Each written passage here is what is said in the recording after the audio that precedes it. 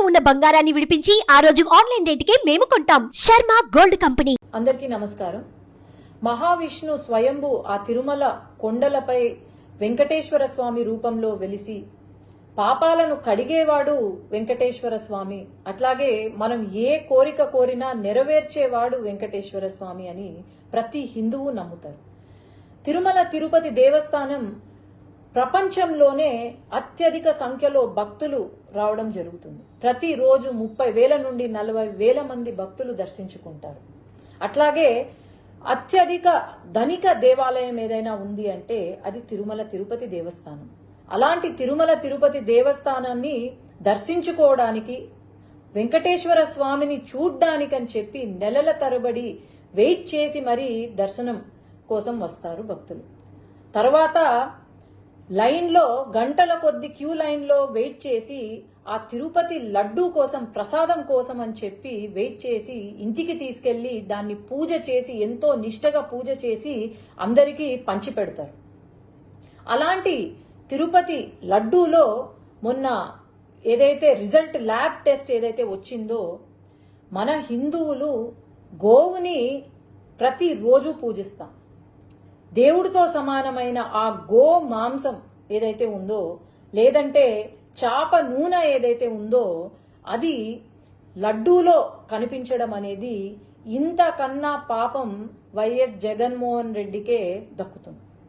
ఎందుకంటే హిందువులు కాని వాళ్ళు, అసలు హిందుత్వాన్ని నమ్మని వాళ్ళను అక్కడ చైర్మన్లుగా తీసుకొచ్చి, కరుణాకర్ రెడ్డి అని చెప్పి అక్కడ చైర్మన్ గా తీసుకొచ్చి, ఆయన వెంకటేశ్వర స్వామి ఒక నల్ల రాయి అని చెప్పి, అలాగే ఆ 7 కొండలు ఎందుకు, 5 కొండలు చాలు అని చెప్పి ఒక జీవోని తీసుకొచ్చి పెట్టారు.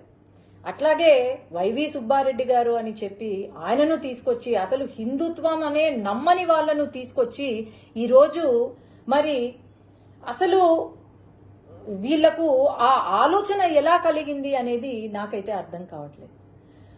ఎప్పుడో 1857లో సిపాయి మ్యూటినీ అని విన్నాం. అది బుల్లెట్లు, బ్రిటిషర్లు చేసే బుల్లెట్లలో గోమాంసం ఉందని చెప్పి అదే ఫస్ట్ వార్ ఆఫ్ ఇండిపెండెన్స్ అని కూడా అంటారు. గోమాంసం ఉందని చెప్పి చిన్నగా ఒక రివోల్ట్ స్టార్ట్ అయ్యి అది పెద్దగా కనిపించిన బ్రిటిషర్లు అందరినీ కూడా చంపి పాడేసిన దేశంలో ఈరోజు ఇక్కడ లడ్డూలో గోమాంసము, చాప నూనె ఉంది అంటే మరి ఏమనుకోవాలి?